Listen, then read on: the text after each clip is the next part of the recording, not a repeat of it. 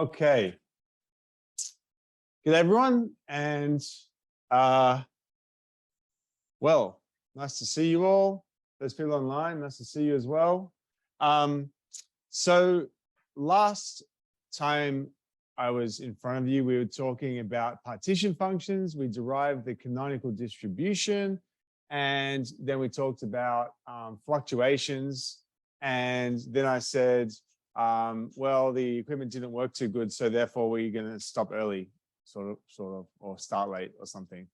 So what I want to start with today is we're going to apply the partition function to a couple of systems, because I felt that what happened last week 5, a couple of weeks ago, was that you've done a lot of the kind of formal theory. We did a lot of that together, but we didn't really apply it much. So what we're going to do this week is apply it to a couple of systems, and then hopefully you'll have a better understanding of what's going on. So I decided to start this lecture by reminding us of diatomic molecules. And I think Paul showed some pictures similar to this right at the start, actually, like in lecture 3 or something.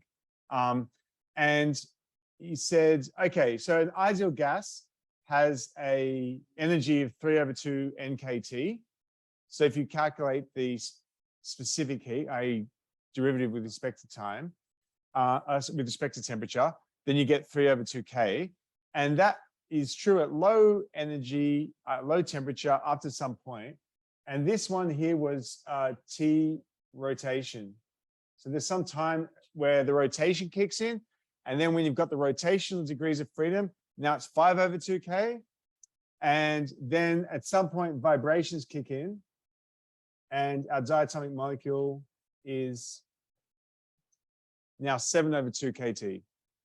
Okay, so this picture basically was like, okay, so when you've got these extra degrees of freedom, like each one of those extra degrees of freedom is like sucking up energy. And so the specific heat is like changing.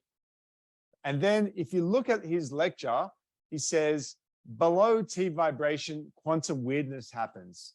And he literally says quantum weirdness. So what we're going to do is we're going to work out what's happening at the high end here at the vibrational modes. I'm going to show you how we can derive the 3/2 kT, the ideal gas part, from the canonical distribution.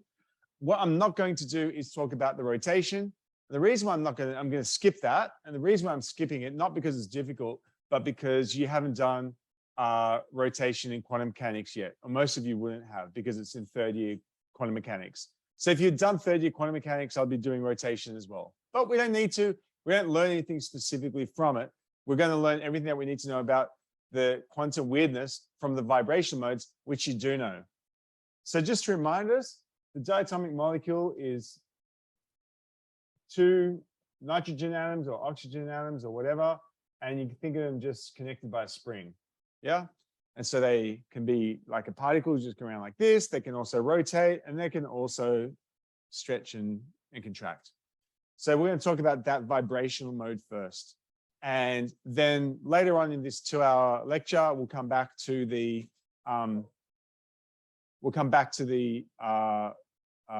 ideal gas part. So if you think about, I'll probably have to remind us of some stuff here. So we're going to do harmonic oscillator,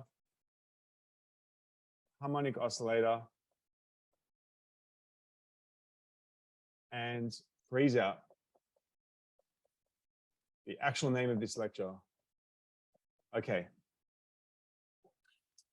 Do you remember when we talked about, when I introduced the idea of the canonical ensemble, I said you've got a whole bunch of identical systems that are all thermally linked. Yeah? So what I want you to do is think about a room full of like nitrogen gas, like this room. And if you think of it as a set of non-interacting, except for thermal exchange, non-interacting particles. Yeah? All they're doing is exchanging heat somehow. So one of those subsystems would be a single molecule of nitrogen. That's like a subsystem of this room. Yeah, it's a weird way of thinking about a subsystem, but it's true. So if I think about one nitrogen molecule, and it's in this room, so it's like in a heat bath. The heat is provided by the room. So what's happening with that little vibrational mode? And so for the moment, we're forgetting about the translational mode. We'll do that later on in this lecture. We're just thinking about that vibrational mode. So we've got a one-dimensional quantum harmonic oscillator, harmonic oscillator in a heat bath at temperature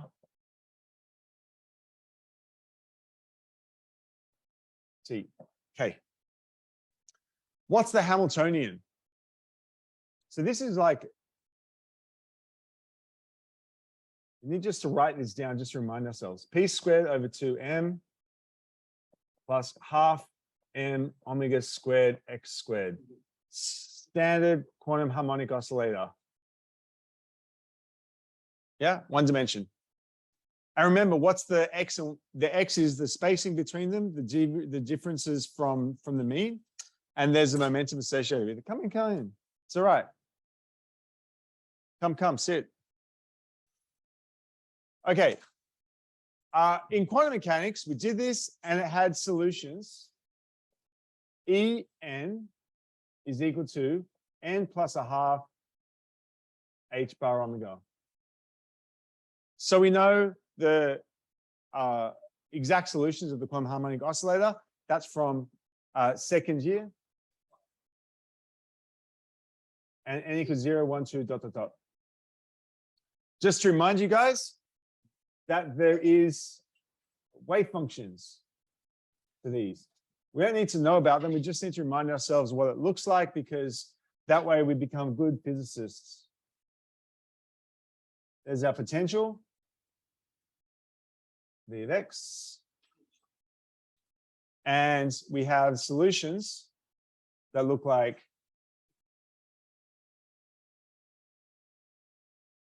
ground state, first excited state, second excited state, and so on. Yeah. Half h bar omega is the energy. 3 half h bar omega, 5 half h bar omega, etc. Okay. So we remember all this, right? So what is our partition function? Remember, the whole point of last week was that the partition function, once you've got it, you've got everything. The partition function is the sum over microstates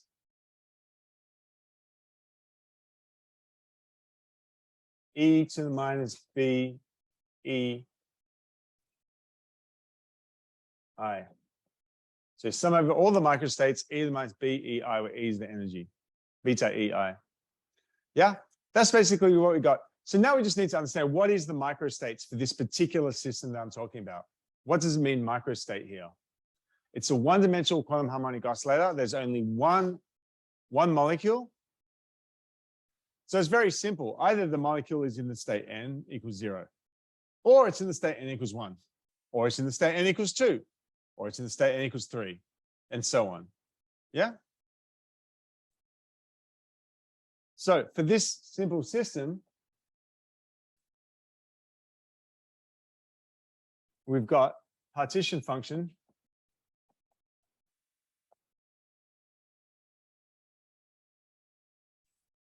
Z equals the sum over all the microstates is now just the sum over energies, excitation into energy 1, 2, 3, whatever.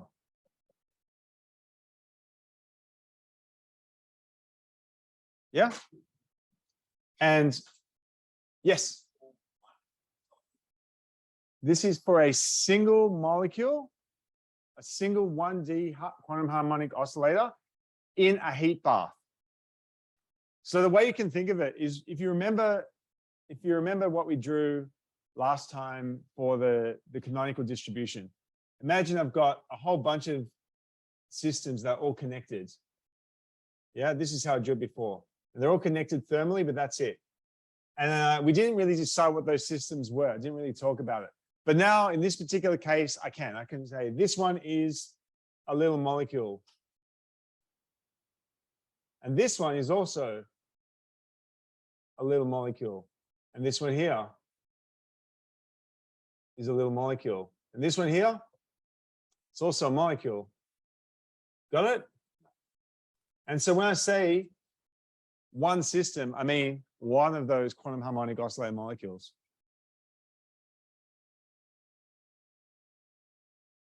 So that's the partition function. And I can just write down the energy that we know.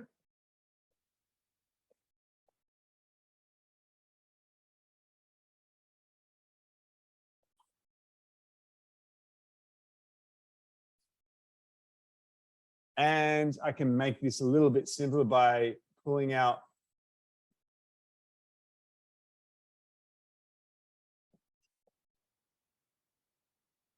take out the half h bar omega, and then I've got a sum n equals 0 to infinity of e to the minus beta h bar omega n.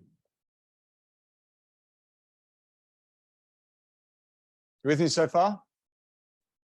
You'll interrupt me if I get it wrong, right? You won't just let me keep talking forever, going down the wrong path. Can we perform that sum? How do I do it? It's a geometric series. So, just to make it super explicit, the first term, n equals 0, is just 1. The second term, n equals 1, is e to the minus beta h bar omega. The third term, n equals 2, beta h bar omega times 2. Dot, dot, dot. Yeah, geometric sum. And so we know exactly how to do that one. Take out this factor out the front. It's 1 over 1 minus e to the minus beta h bar omega. This is quite common, actually, when we're doing these kinds of problems, is that it seems when we're doing it that like the partition function is impossible because it's this sum over all possible microstates. And then you find that the sum over all possible microstates is like a geometric series or something, which is actually totally solvable. All right, and so that's what happens. So in this case, we've now gotten to this point, and now we, can write it in a fancy way. And this is where I might start making mistakes. I can take this e to the beta h bar omega over 2 into the lower part, and then I'll get e to the beta h bar omega over 2 minus e to the minus beta h bar omega over 2. You don't have to do this. This is like me just making the partition function fancy. I've already solved it. Now I'm just making it look fancier. Does anyone recognize that function on the denominator? The difference e to the x minus e to the minus x? Shine. 2 shine beta h bar omega over 2. Okay, if you like shines, use shine.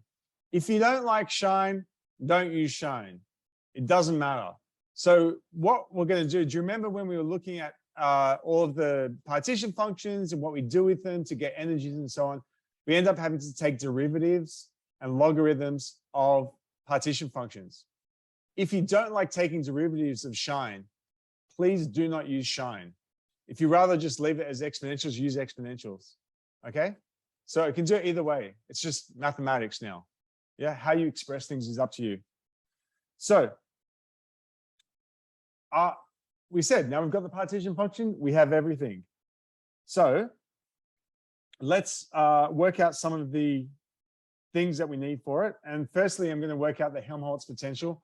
which is a weird choice, but it's only because it comes into energy later on. Otherwise, I wouldn't be doing this one.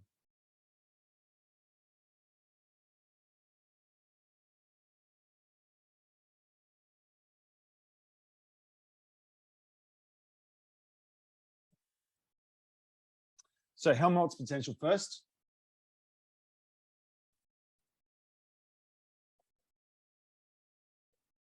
Remember, the Helmholtz potential is actually special for the canonical distribution because that's the correct potential for energy exchange, but not particle exchange.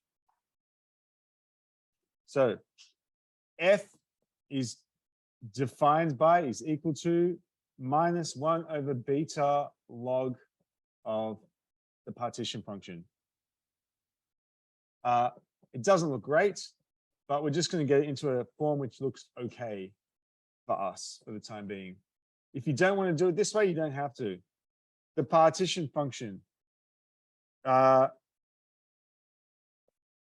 plus there, and then I can do e to the beta h bar omega over 2 minus e to the minus beta h bar omega over 2. Just to be clear, I'm using this form of it here.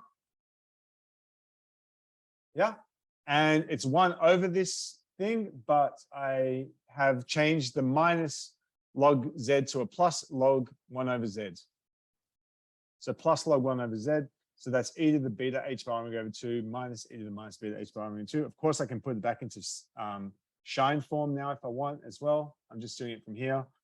Okay, and then all I want to do is just simplify this just a tiny bit by removing one of these guys. So 1 over beta, I'll put log of e to the beta h bar omega over 2.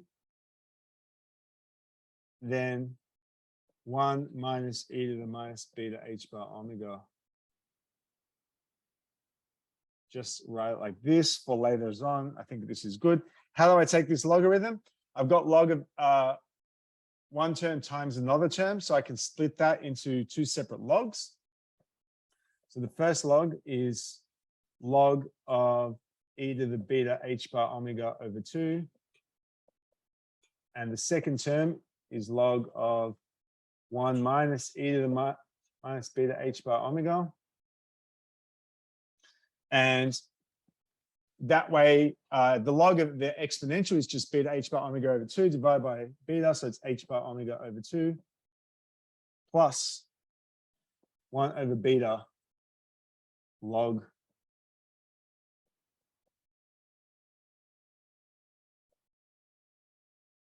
okay, this is already enough to sort of see what's going on with freeze out. You can see that as beta tends towards infinity at high temperatures. Sorry, at low temperatures. When beta tends towards infinity, it's low temperature. As beta gets large, that second term disappears and the first term goes to a constant which is independent of temperature. So that's quantum freeze out. But we're going to go a little bit further than this, right? So F is a funny thing because I think if you're like me, not quite used to like Helmholtz potentials yet as like a form of energy. So I'm just going to work out the energy itself, the mean energy. But we'll use this F that we've already got. So mean energy.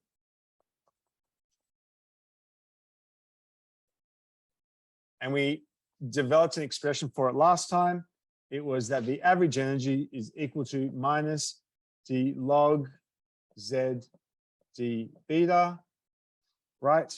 And so I can write that as d beta of beta times F, right? Just having a look, beta times F equals minus log Z, first line there, yeah? Beta times F equals minus log Z.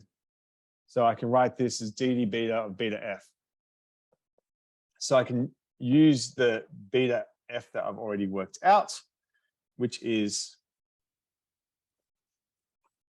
half h bar omega was the first term multiplied by beta. And second term was 1 over beta log blah. So multiplied by beta, I get log 1 minus e to the minus beta h bar omega.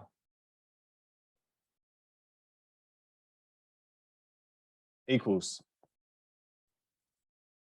first term, half h bar omega. Second term, I need to take the derivative of a logarithm.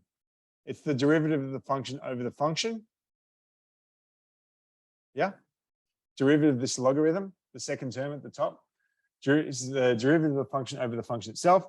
The derivative of this function is minus h bar omega plus h bar omega. Great.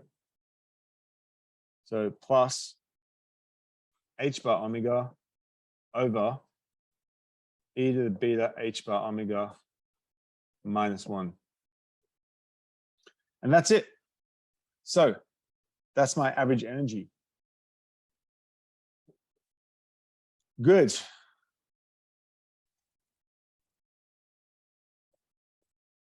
If KT is large, much bigger than h bar omega, then beta h bar omega goes towards 0. Right? Beta is 1 over temperature. So beta h bar omega is a small number. So I can expand this exponential. E to the beta h bar omega is now equal to, I can make it a small beta h bar omega expansion. 1 plus beta h bar omega plus dot, dot, dot. Yeah? And so therefore, it's E is equal to a half h bar omega plus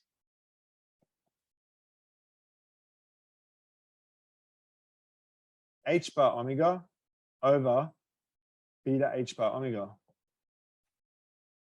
equals 1 over beta.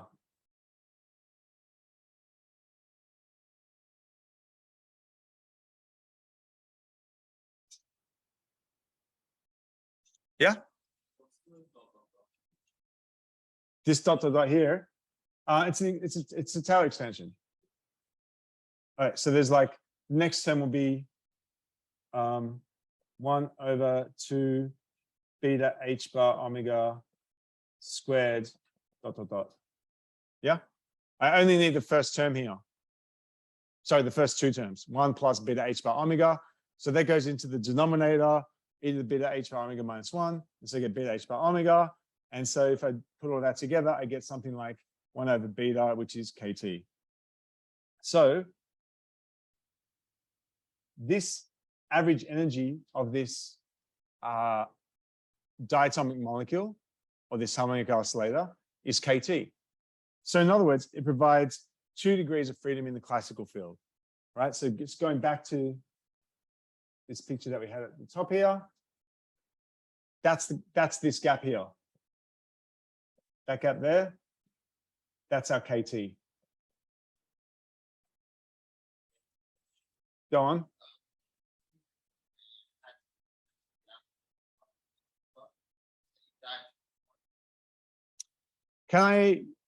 Question is, can I think of a quark-antiquark pair as a diatomic molecule? The answer is it depends on the interaction between them, and the interaction between them is non-trivial. It's more complicated than just having a diatomic, but there are some cases where you might be able to do that.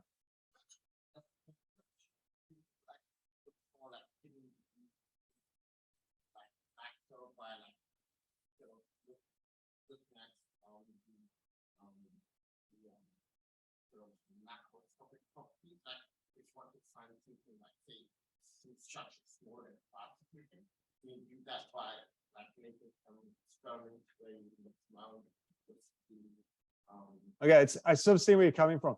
Now, I think the question, in fact, let me put it into the statistical mechanics context, is like, can we look from deviations in statistical mechanics to uncover unknown degrees of freedom? And actually, the answer is yes. That people do that all the time.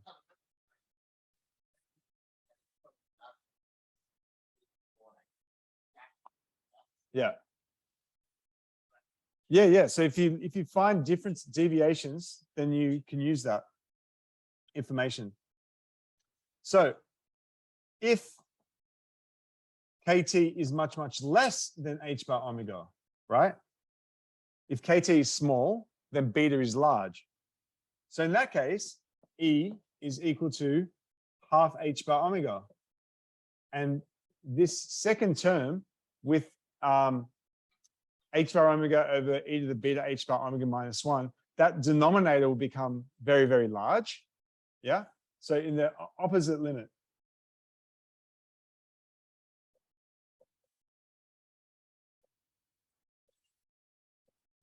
this term here, this term gets very, very large, goes to infinity. Yeah. Beta is going larger and larger. So this term goes to infinity. And so therefore, you just get E is approximately equal to half H bar omega. So this is the freeze out.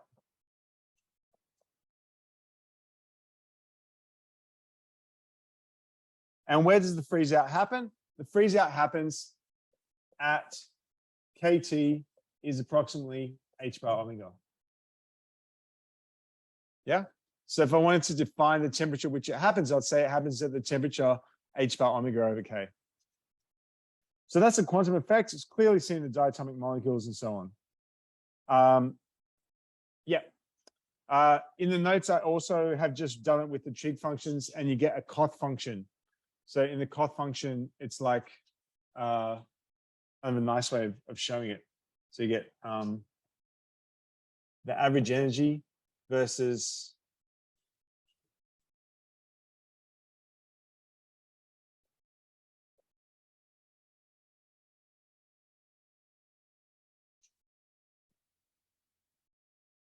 and that's the Koth function that you get. Yeah, so that's the average. Ugh, my average energy looks terrible. Let's try that again. Energy. Yeah. So that's the actual function that you get in all of its glory. So that's a Koth function. Okay. Do anyone have questions about that?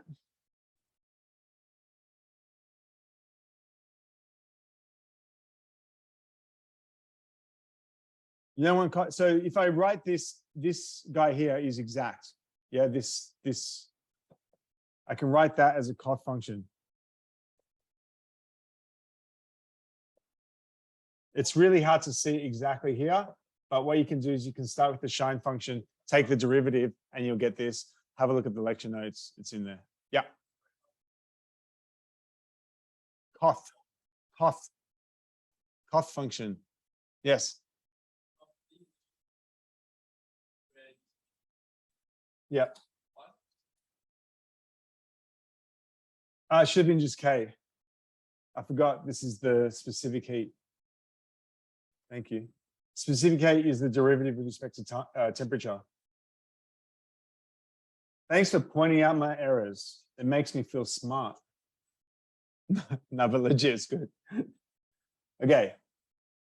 All right. So that's the freeze out part. And so the other degree of freedom, which is rotation, is also expressible in a very similar way. You end up having a high energy. The quantumness doesn't matter because there's all these modes that you're going into, whereas a low temperature, the individual quantum structure of it matters, and then eventually it all freezes into the lowest state. So it's kind of a typical thing that we see with quantum mechanics, which is there is a ground state. If you're at low enough temperature, everything's in the ground state and it can't go any lower, right? So you actually have a freezing out, which is not there in classical physics. In classical physics, you can always have a tinier and tinier vibration so you would always have 7/2 kT. Classical physics cannot understand why at low temperature, the specific heat is only 3/2 kT. Cannot understand that, yeah? In quantum mechanics, we understand it. Oh, it's frozen out this mode because we cannot have excitations below kT. That's the lowest possible one, lowest possible mode. Okay, so that was the first part of the lecture, which is trying to understand the freeze-outy part. And now what we're going to do is going to focus our attention on something a little bit harder, which is what's happening down at low temperature where we have an ideal gas. And why do I say it's more difficult? It's just because it's kind of more technically difficult. That's all. Technically difficult is the worst kind of difficult. So, part 2. Ideal gas. Are you guys sick of ideal gas yet?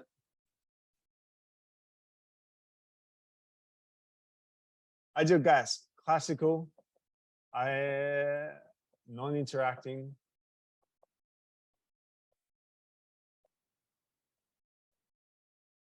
Non-interacting particles in a box. Fixed volume. Ideal gas. So we have an extremely large number of particles distributed in an extremely large number of states. So illustrate. Example. You've got loads of different particle states. This looks quantum-y. I don't mean it to look quantum-y. Particle states. We could call them, we could give them labels. Energy 0, energy 1, energy 2, energy 3. Doesn't quite work, but you get the idea.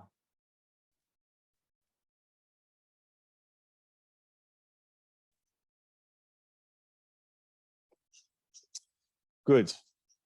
You can do that, particle states. And then you think, what is a particular microstate? I. You have a microstate where one particle is here, one particle is here, one particle is here, and one particle is here. That's a microstate. Or you could have a microstate. This is where it starts getting silly. Quite quickly, actually. You can have a microstate where one particle is here, one particle is here, one particle is here, and one particle is here. Or infinite other kinds.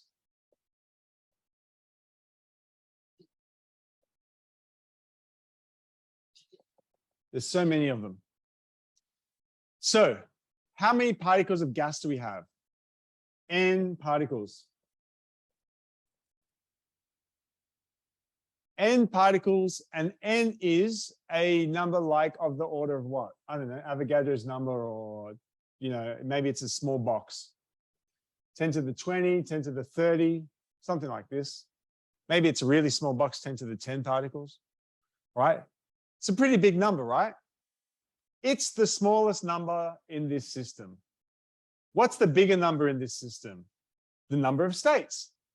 How many states do I have? So this is much, much smaller than number of states.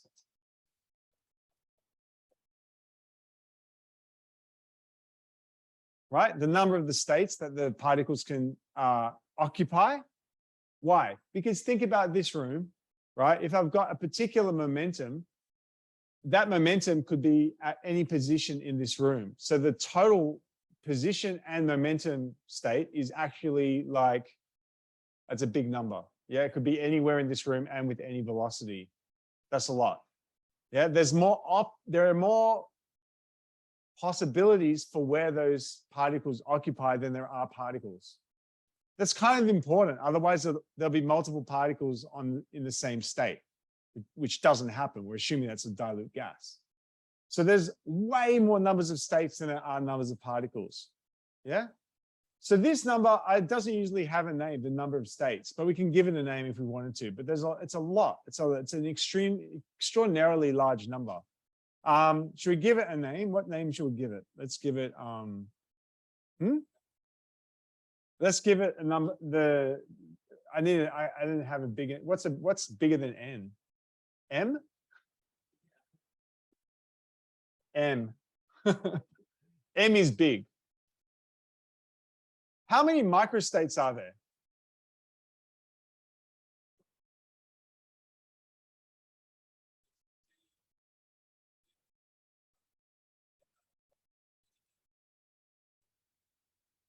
That's a great question. It's almost continuous, but if we assume that we're in a quantum world where we have like a minimum phase space volume h cubed, which is what we kind of do, then you would say, okay, it's finite, but h is a really, really tiny number. Yeah, like, yeah. So there's just lots of, just how you so you can just discretize it with h.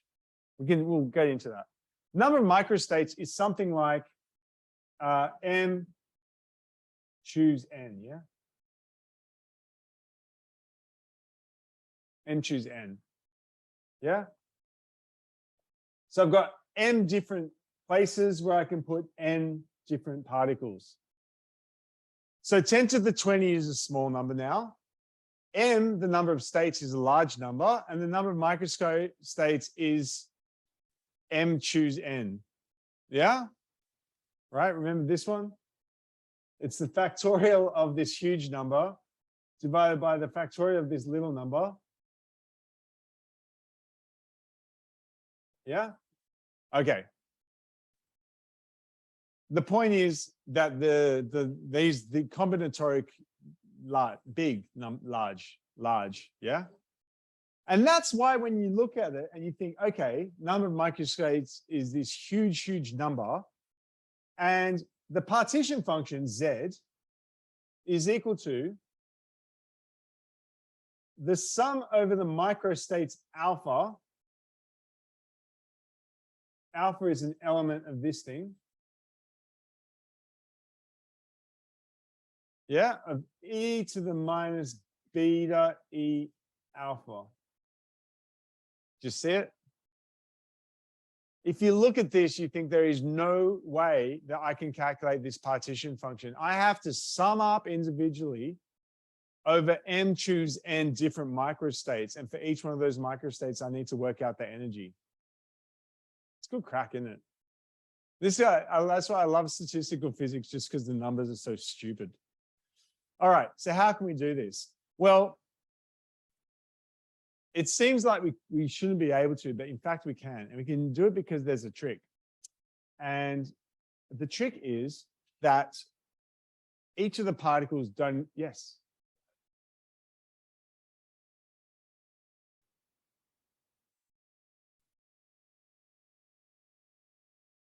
We can, but we still need to sum over all microstates. The partition function says not sum up over energies, it says sum up over microstates. So we need to understand that each microstate is the positions and momentum of every particle described completely. It's important. Yeah. The energies, there are degeneracies here. You're quite correct. Yeah. Going with this momentum in that direction, this momentum in that direction has the same energy. Totally true. Having like a particle moving with like, 100 meters per second over that direction over there, or over here in that direction, or over here in that direction, all the same energy. Yeah. But the partition function is the sum of microstates. Just important to understand what it means. Yeah. Even if mathematically we're about to like get past that, I just want you to think about that for what it is. So you've got this partition function and it looks intractable, but then the trick is to remember that each one of those particles is not interacting with the other particles.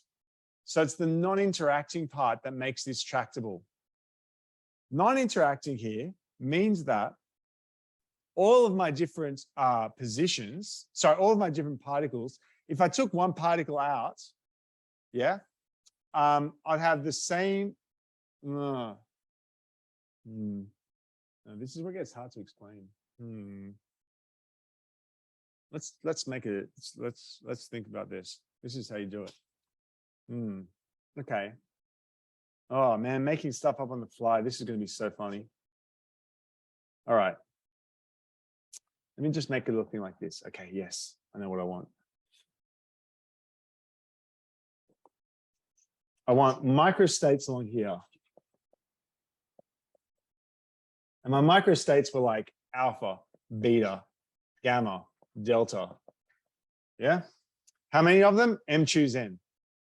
And then I've got particles. And I've got particle I've got particle A and particle B and particle C, D, E, and so on. Yeah, I've got n of those. Where is particle A in microstate alpha? It's in position 8. B is in position 1. C is in position 0, and so on. In microstate B, it's different. A is actually in 7. B is in 8. C is in 133. And this one is in 10 to the 27 or something, whatever. Yeah, 44. 10 to the 27 equals 44, right? Okay, yeah. Yeah. So what we need to do is we need to, for each one of these microstates, we need to sum up. But actually, because these particles are not interacting, I could ask what happens just to one of these particles here? What happens just here? And you would see that if we sum up over all possible microstates, that particle A will occupy every possible phase space at somewhere in that huge number of microstates.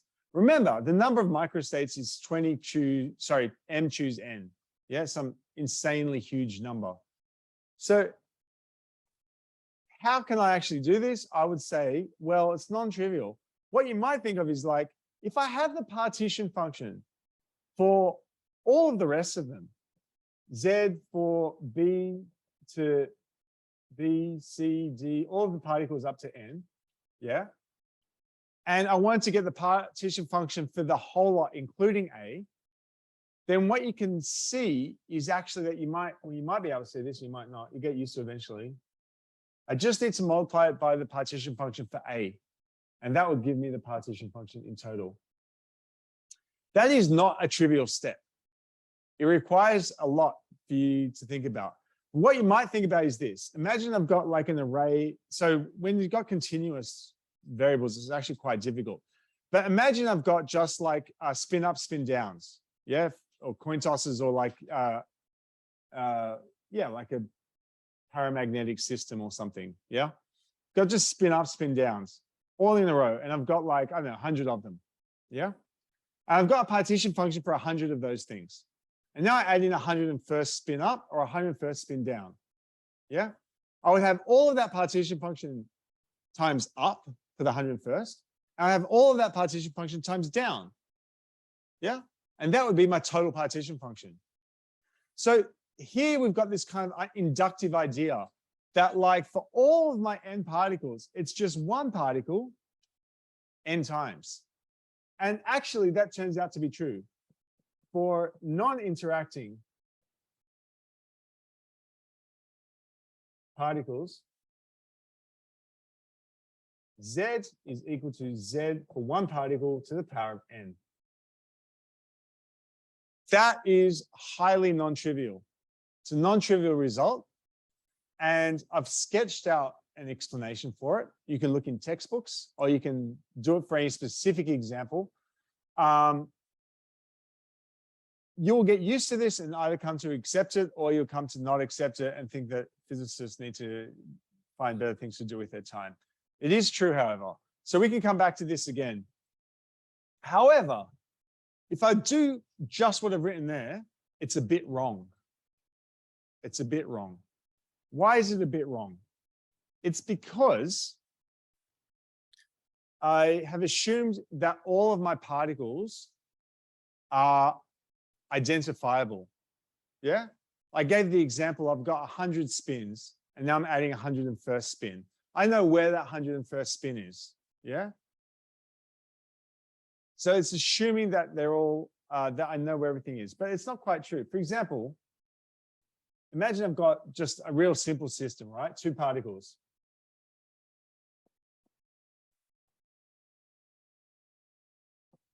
Energy levels. One particle's here and one particle's here. That's alpha. Or the first particle is down here and the second particle is up here. That's beta.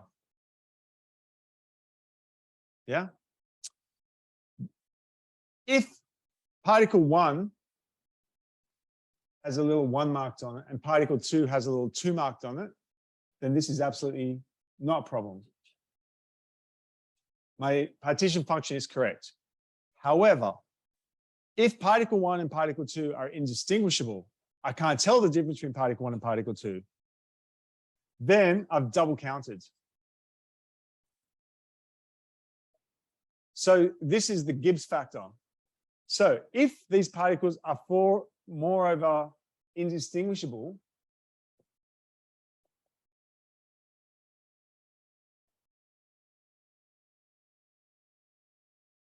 oh my God, if indistinguishable, then I need to actually divide this by n factorial to account for double counting or n factorial counting, I think. Yeah. So it's just the n factorial is kind of obvious. It's just the arrangement. Yeah. Is that clear? So that gets rid of the double counting. That's called the Gibbs factor, the 1 over n factorial. Again, if my particles is distinguishable, yeah, this molecule is called Larry, and this molecule is called Dave, and this molecule is called Susan, and this molecule is called whatever, then Z1 to the n is correct. However, if I have indistinguishable particles, then I need to divide by this n factorial, because otherwise I'm double counting. Indistinguishable particles. Why am I dividing outside the power of n? Z1 is the partition function for a single particle. I can't double count a single particle, yeah? When I have n particles, right, what I'm saying is there's a distribution here for A, right? So A could be here, and B could be here. Or there'd be another set of microstates where they're reversed, yeah?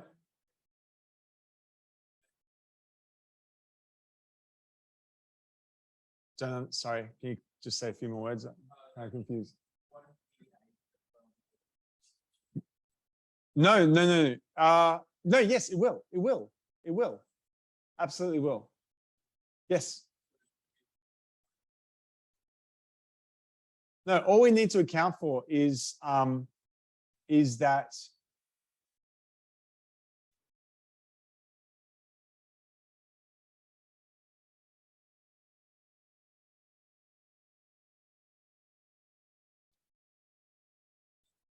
I can explain it. I think I get what you're getting at. I'm like trying to formulate it into words. So E8 will appear loads and loads of times throughout the distribution, yeah?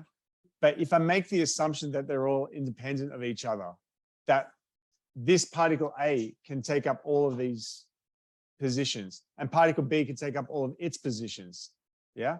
Then I've no longer got M choose N of these states. I've just got n factorial, n factorial. So it's the difference between, it's basically this part here. That's the bit that I have to count in. It's the number of states that is in the total system. It's that n factorial, it's that same one. So the way that I arrange these things doesn't matter.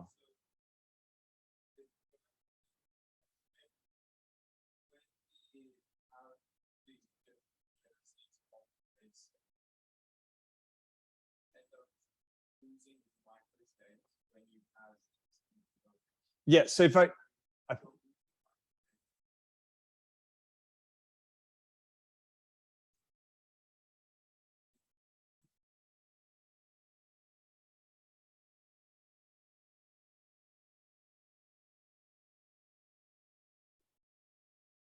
no, see, if I just look at like one of those columns, yeah, then each one of those columns can't know about what the other guys are doing.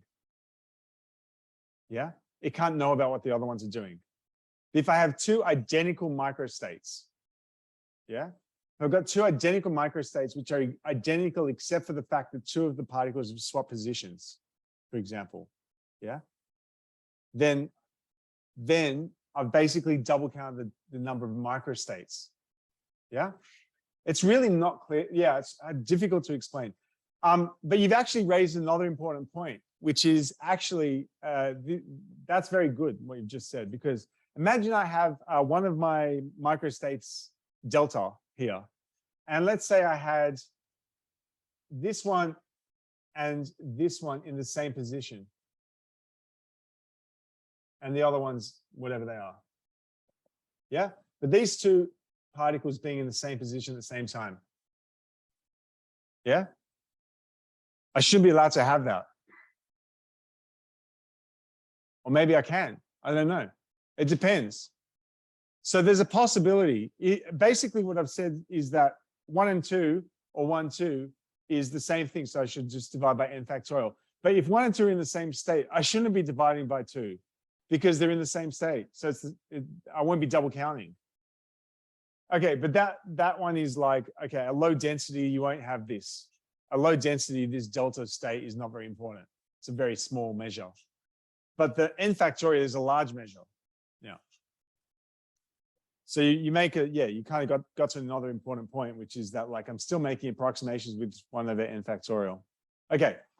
Anyway, so for indistinguishable particles, this is the equation that I need, and it's absolutely important. We'll use it over and over again, and it's for non-interacting indistinguishable particles only. How are we going for time? Right, it's perfect time for a break. I almost, but not quite, forgot what I was doing here. So let's get back into it.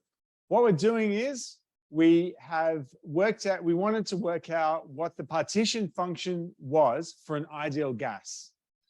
And if you look in textbooks, they have their own ways of doing this thing. I'm trying to find a different way of doing it. And it starts off with saying for indistinguishable particles that the partition function is 1 over n factorial times the partition function for one particle to the power of n. So this is our key starting point. Finding the partition function for one particle seems a lot more doable than finding the partition function for n particles. Yeah, in fact, we could do it the other way as well, but here, let's just do it this way. So what I need is Z for one particle. If there are internal degrees of freedom,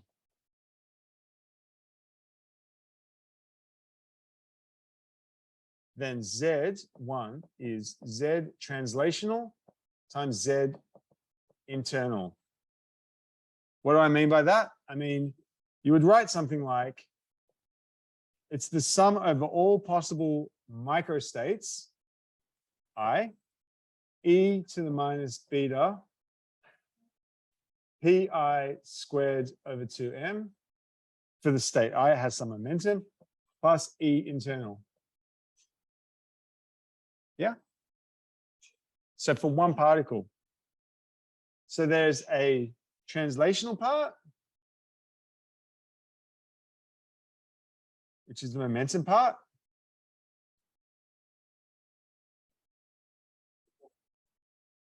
And then there's the internal degrees of freedom. Yeah, so this is the translational part. Oops.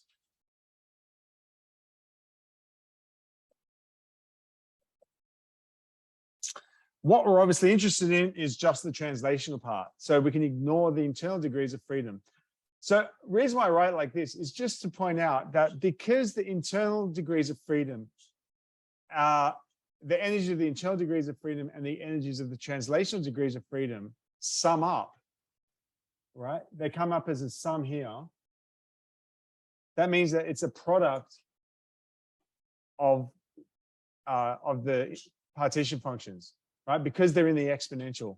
So a sum in an exponential becomes a product for the partition functions. So now what I need to do, I need to work out this translational part. Z translational All right.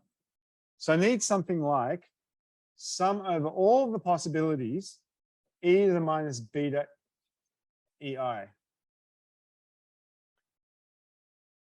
Now it's the time to start thinking about ideal gases as continuous processes.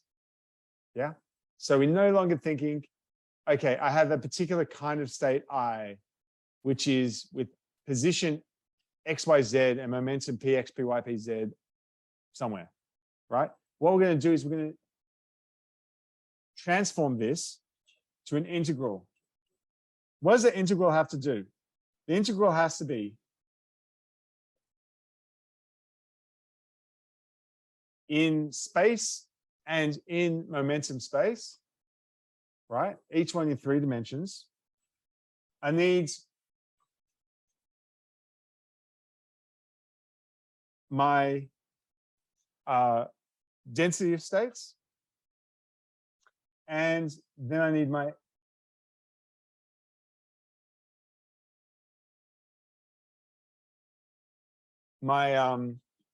exponential factor. Yeah. So this is the kind of transformed version of the discrete sum of microstates. Now I need to do an integral over microstates. And so I need a density of states. And that's this 2 pi h bar cubed. All right. So just to remind ourselves, you may have seen it in different forms before. Density of states. So there's so many ways of getting around this, right? One way that we did it is dn is equal to volume times d3k over 2 pi cubed. Maybe you saw it like in this form, or maybe you saw it as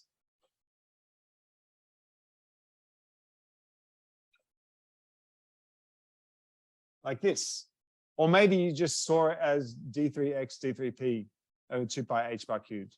Yeah, you would have seen all of these at some point. I think Paul did this. We also, in tutorial 5, I actually made a little question which specifically gets to this point. A couple of questions that get to this point. Where does this 2 pi h bar or 2 pi h bar cubed come from? So it's in the tutorials as well. So I'm not going to spend any more time on it, just to say that density of states is there. And it's that density of states that lets me turn my sum over discrete I to my integral over x and p coordinates. Does anyone have any questions that I want to ask about that here? Yes. Momentum. So x is position and p is momentum here. That's a great question. I thought that was clear, and then I didn't make it clear. But no, it's this pi with the little arrow is the vector, and then p without the little arrow is just the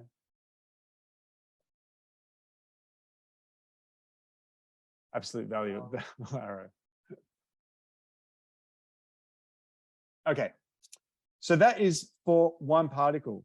So let's work it out exactly. So Z translational. Again, we just get this lucky thing. So we've got this integral.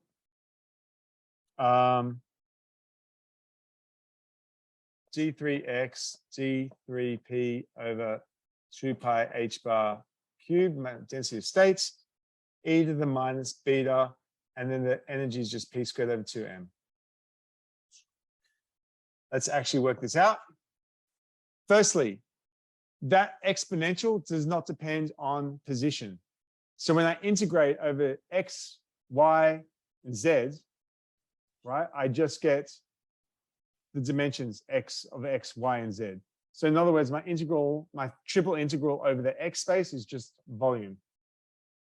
I can also take this part outside right now.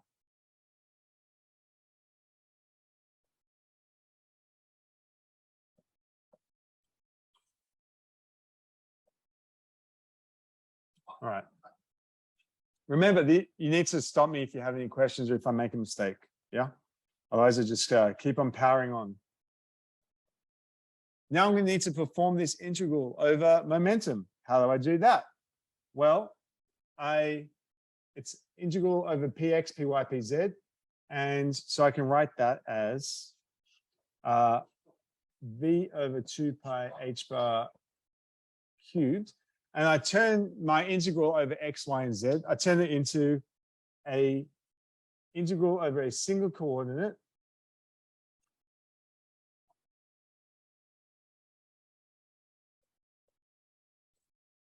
times 4 pi p squared.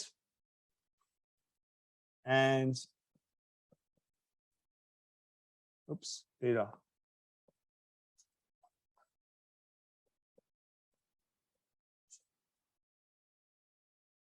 Okay. Yeah.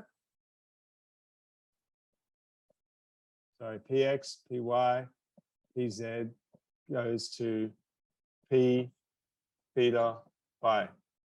Yeah, integrate over the angular parts, and so you get this 4 pi.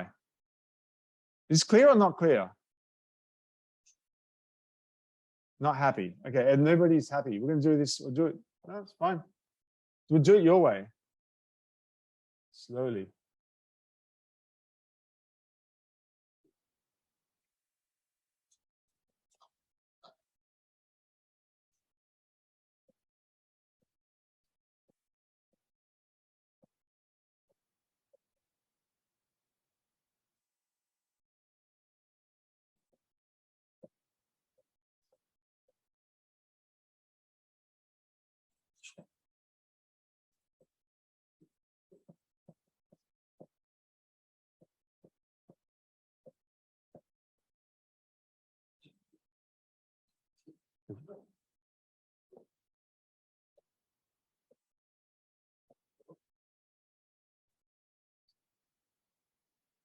Yes?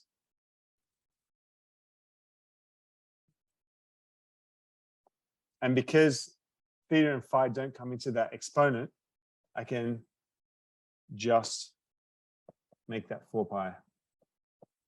Oops. It doesn't matter. 4 pi v 2 pi h bar cubed integral from 0 to infinity dp p squared e to the minus beta b squared over 2m. Okay. Then you can make a substitution, something like, I don't know, x is equal to x squared is equal to beta p squared over 2m. Not x is in the just some variable u. It comes from the side from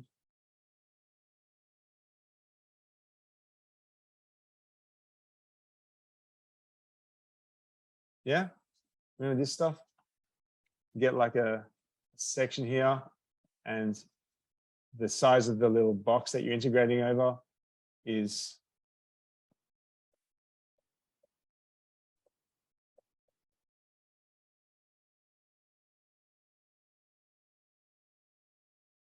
it's a Jacobian, I think it's called.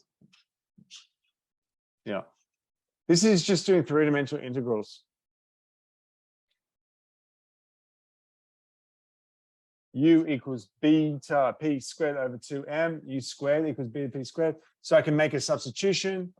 4 pi v 2 pi h bar cubed integral from 0 to infinity. It's going to need a 2m over beta to the power of 3 on 2. Then I'm going to need x squared e to the minus x squared dx. And if you look that up, it's a standard integral, which is pi root pi on 4. And so this thing becomes v times 2 pi mkt to the power of 3 on 2 over 2 pi 2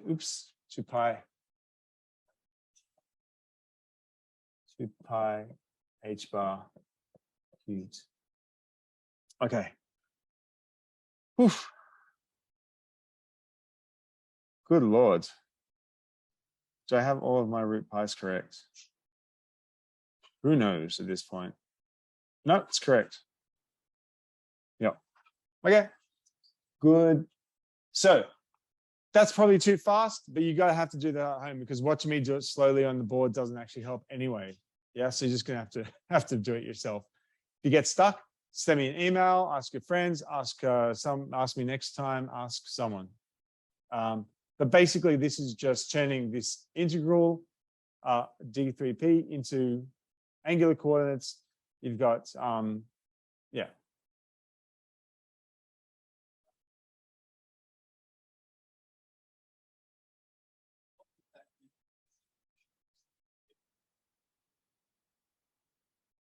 Where? The top left here. You're asking what's this one? Where does this come from? Great question. Here it is. This is one of the things that you learn in first year, or that it gets harder as you go on, but it's to turn the discrete problem into the continuous problem. To turn the discrete problem into the continuous problem, you need to replace the discrete variables by continuous variables, and you need to have a density of states. Yeah, the density of states is the standard thing for this kind of problem. For 3 dimensions, it's just a dx dp over 2 pi h bar, and then that's quantized, and then the e to the minus beta epsilon I becomes e to the minus beta. The energy is p squared over 2m. That's the translational energy. Yeah. So the translational energy is here. This part here is density of states. And then you're just integrating rather than summing. Yep. And this part here needs sine theta. I'm going to get this wrong. D theta. Oh no, I've already done that. Sine theta, p squared sine theta is a Jacobian. P squared sine theta. P squared sine theta. Jacobian part in there. Yeah, and when you integrate over the variables, then you get the 4 pi. Okay. So we've got Z for a single, that's Z1. Yeah, V 2 pi M. Let's write it out again. So Z1 was equal to V times 2 pi MKT to the power of 3 on 2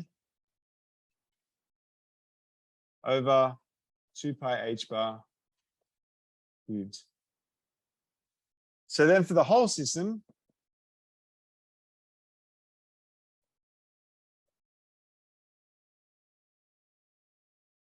we've got Z is equal to 1 over n factorial. Z1 to the power of n is equal to V to the n over n factorial, 2 pi MKT to the power of 3n over 2, 2 pi H bar to the power of 3n.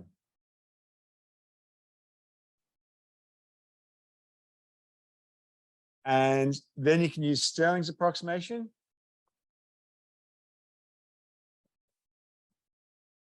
And Stirling approximation, I know you did that with Paul, right?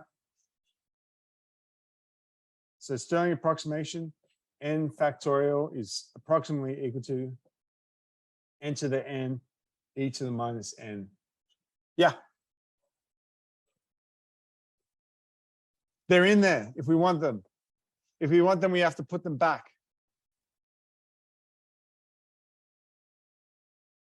Times Z internal. Yeah. Internal degrees of freedom. So if we want them, we can put them back. And Z int to the power of n here.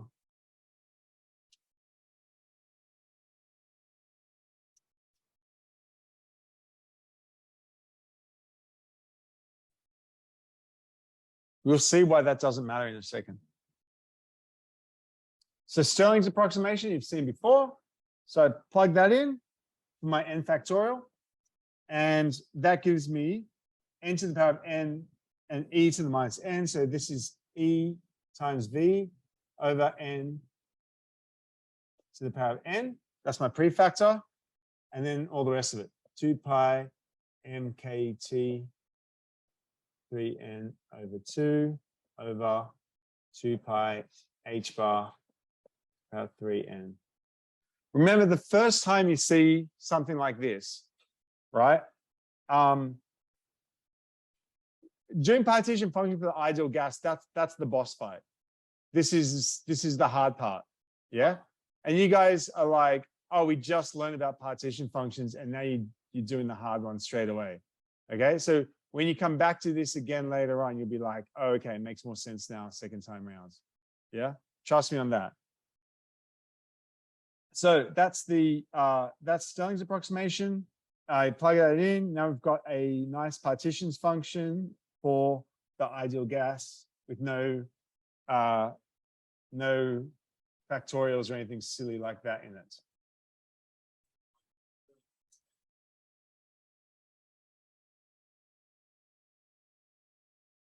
It's surprisingly good for relatively small n. So for n is like 100, it's great. But for n equals 10 to the power of 20, it's unbelievable. It's really good. Sometimes it's not enough. Sometimes you need to go to the next term. But large n. Bigger n is, the better it is. Yeah? It's a better approximation the larger n is. The relative error decreases. Okay, so that's Z. And now what we're going to want is to work out energies and so on, right? Remember, the whole thing about statistical mechanics, once you've got your partition function, you've got everything about the system that you need. Yeah. So got that partition function. So let's take the logarithm of the partition function. Why do I want log Z? What's log Z give me?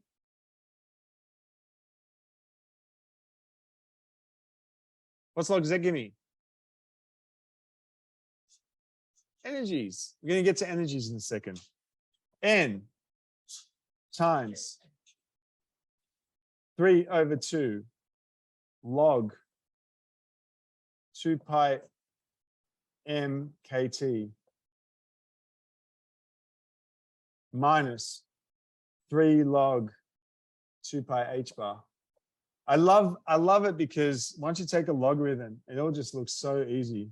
Log n over v plus 1. Yeah. So when I take the logarithm of this complicated thing, I've got ev to the n over n. This, I can't point, but see that how there's that little, that ev over n, that little e is 2.8, blah, blah, blah, right? That's the natural number, e. So when I take the logarithm of that, that's the one that comes out. So it's 1 to the power of n. Take the logarithm of that, it's n log e, it's just n. You've got the v to the n and so on. So when you take the logarithms, it just becomes much easier. This n comes out, it's everywhere, right? Right, we've got, yeah, that's good. And so let me write that as, I just want to write in terms of beta. So it'll be minus 3n, just the first term, 3n over 2 log of beta. Yeah. That's really confusing. I'm going to just do one more step in between because otherwise you're going to be like, I don't get it. 3n over 2 log of 2 pi n over beta minus dot, dot, dot equals 3n over 2 log of beta with a minus sign plus more stuff. Yeah. So this thing is constants And it depends, the constants depend on N, V, M, and H bar. That's the other stuff that's here. All of that is some constants. So we can keep them if we want. We can write them all out. It's not a problem. But the only place where temperature is appearing is in that first term. The only place that temperature appears is in that first term. All the rest of it doesn't depend on temperature. So when I'm writing E is equal to minus d log z d beta, the only term that depends on beta is that first term. And so I can just write that the derivative of log z with respect to beta is the derivative of that first term with respect to beta, which is just 3, and derivative of log is just 1 over beta. Yeah.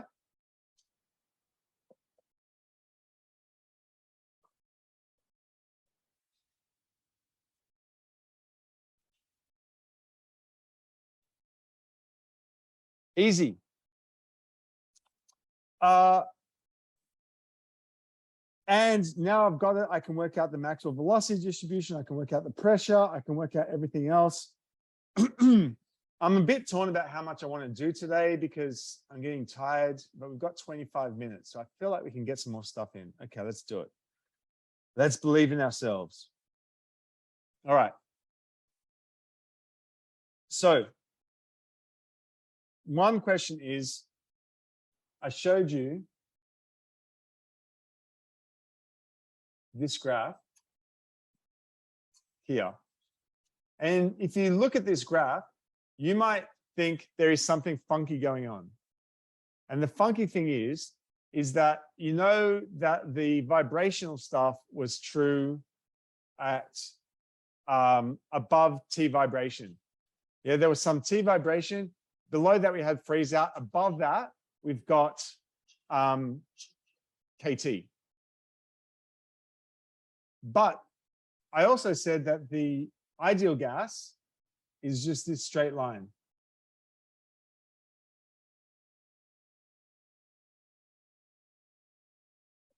Ideal gas is just that. Is there going to be a point where it's not valid anymore? And if so, where? Where do I expect that that derivation I've just made stops working? Yeah. And the hint comes from quantum mechanics, right? We know it's a quantum freeze out kind of problem.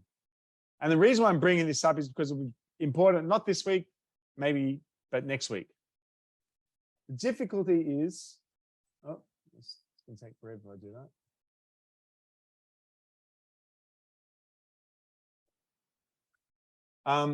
There's going to be some point at which it stops being true. So let's work out what that is.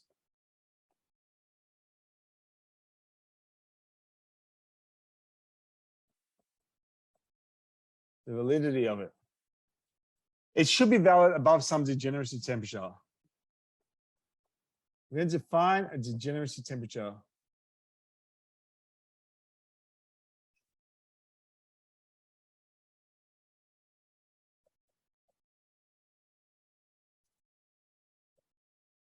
We're going to work out what that is.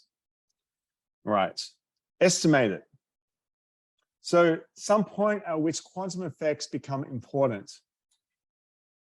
I've got an ideal gas, and I've said that they're non-interacting particles. At what point do I think that they're going to start interacting? At what point will it become critical that they have to interact? I don't have a choice anymore. The answer is when the spacing between the particles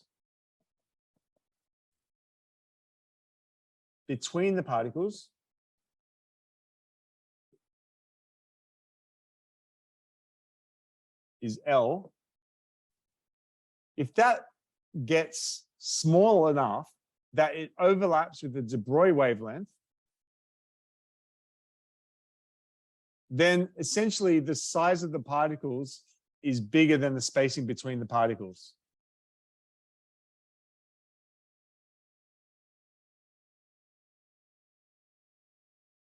So de Broglie lambda equals 2 pi h bar over P. So if L is much, much bigger than lambda, then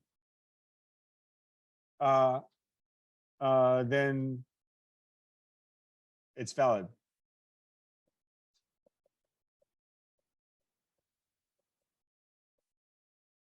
Or at least might be valid. So we need the spacing between the particles to be much bigger than the particles themselves. What's the distance between the particles? Well, for a start, L is proportional to the volume divided by the number of particles to the power of 1/3. Yeah? That's the average spacing between the particles, which is n over v to the minus 1/3. Okay? So that means that L much, much greater than lambda, we can write as n to the minus 1/3 should be much, much bigger than 2 pi h bar over p. Or p should be much, much bigger than 2 pi h bar n to the power of 1/3. Right? Any prefactors, little factors of 2 pi or something like that, that's not really worrying us now because that much, much bigger takes care of it. So KT, the degeneracy, is like P squared over 2M, right? The energy of this P, right? The degeneracy P. And that should be much, much bigger than 2 pi squared h bar squared into the 2/3 over M, right? Or this thing here is the degeneracy temperature.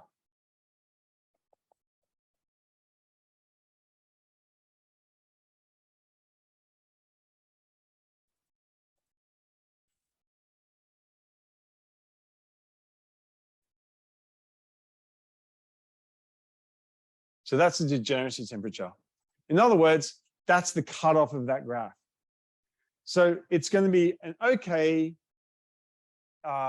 assumption that like non-interacting particles, non-interacting means that they're not interfering with each other until such time as the space between them gets smaller than the de Broglie wavelength.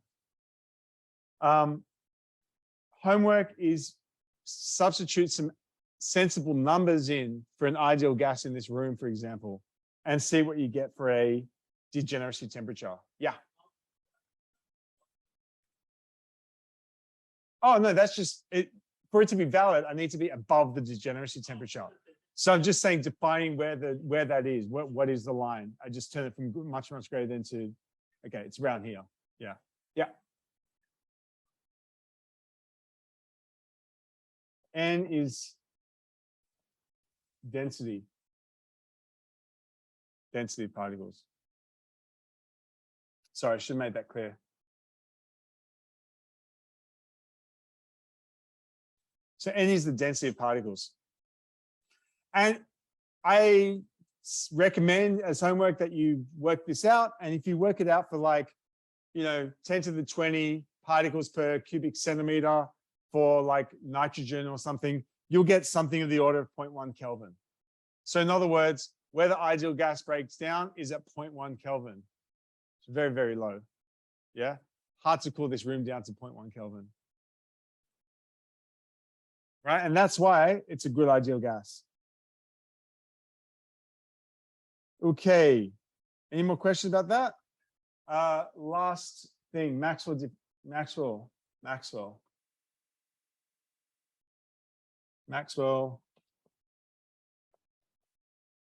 velocity distribution.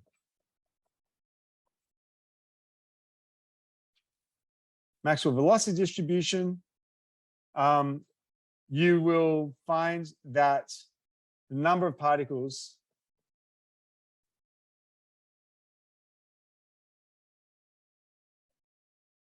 with momentum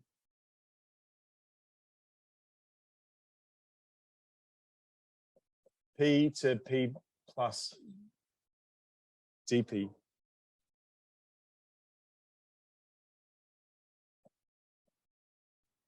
So the number of those particles is dN, with that P is the number of particles, total number of particles, times the probability of being at that momentum, dP. And that's N. And the probability of having momentum P is 1 over the partition function, e to the minus beta P squared over 2M. And then we need a density of states, as usual.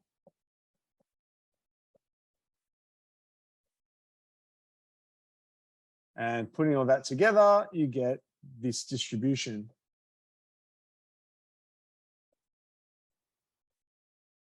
T to the power of 3 over 2 of e to the minus P squared over 2M KT dP, okay, D3P.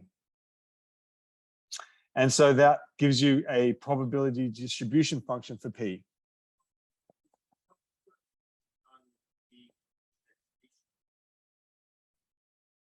Yes, translation, correct. And that gives you a momentum distribution probability, which is 4 pi over 2 pi MKT to the power of 3 over 2. By the way, if you want questions about this stuff, any textbook goes into excruciating detail about Maxwell velocity distributions and ideal gases and so on. So that's your probability distribution for the momentum. You can work out the velocity. If you want, look it up in the notes. I'm not going to go into huge detail about it, but this is the shape of it. Maxwell velocity distribution. Yep. So this thing, that's a probability of having momentum P. First thing you might want to do is check in Mathematica that this thing normalizes to 1, right? The integral of this curve should be 1. Otherwise, something's gone terribly, terribly wrong. Yeah? Sum of all probabilities should be 1. You can also work out the pressure. I'm feeling not like doing it today, so I might skip it, but there's like a quick thing to work out the pressure. And if you work out the pressure, you'll get NKT over V. Yeah.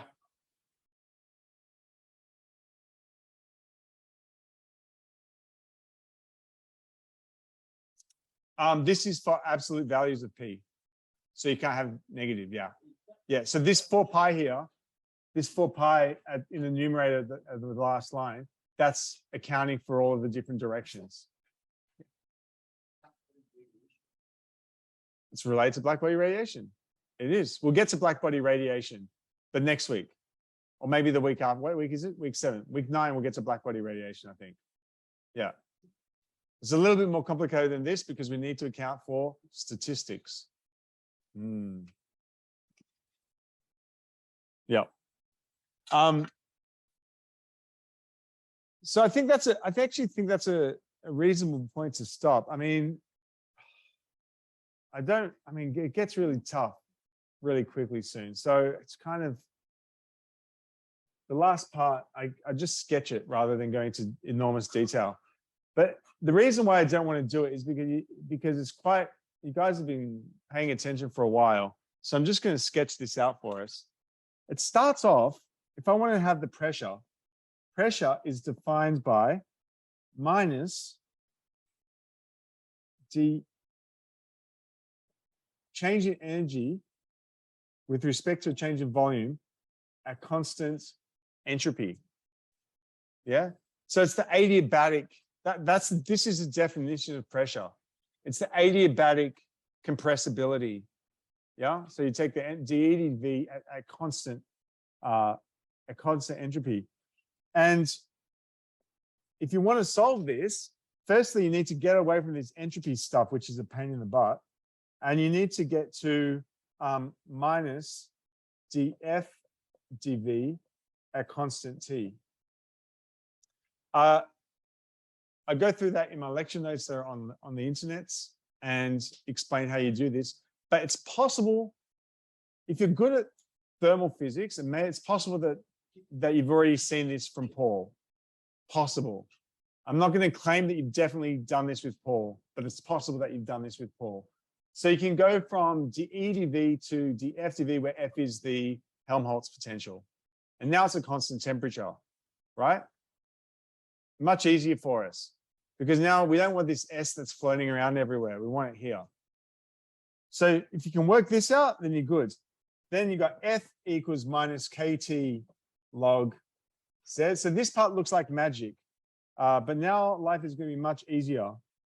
So P is going to be dDV of KT log Z at constant temperature, which is equal to just KT times d log Z dV at constant temperature.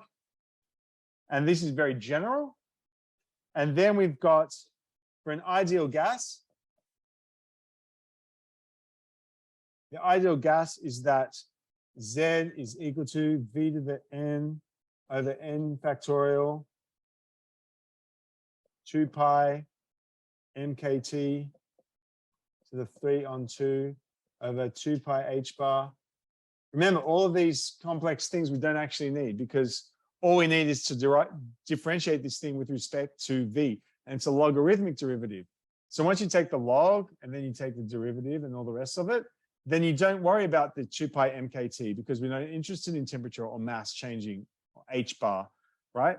So now this thing is very easy. So P is just the derivative of this logarithmic thing. So it's KT d log Z dV. The logarithm of Z is N log V, blah, blah, blah. So this is nothing but dDV of N log V plus other terms that don't matter to us because they don't have V in them, which is KT N over V, which is, well, you already knew it. Yeah. Okay, so this first step is the hard step. It's kind of a pain in the butt to prove, because this is where you have to go from one thing to another thing or whatever, but like it's doable. That's a great place to stop. Let's stop there. So tomorrow we have a 9 a.m. class. Many of you will be thinking to yourselves, I am not getting up at 9 a.m. for love or money. But just in case you feel like maybe you're interested in this topic a little bit, tomorrow morning is the best lecture on this subject. And I'm not even kidding. It's the best one. Yeah. It's like where we actually tie together all of the concepts of like entropy, ergodicity, and try and make connections with thermal physics and chaos to try and bring it all together. So really trying to understand what is going on in phase space with these complicated statistical mechanics. So I really strongly encourage you for a 9 a.m. class, the best lecture of the series, guaranteed. Don't come the following Tuesday. It's going to suck compared to this Tuesday, okay? All right. So I'll see you tomorrow at 9 a.m. And any questions you've got, please ask. And then, and there's a tutorial is up there for this stuff for this week. So get stuck into that when you have a chance as well. All right, I'm going to switch off the story.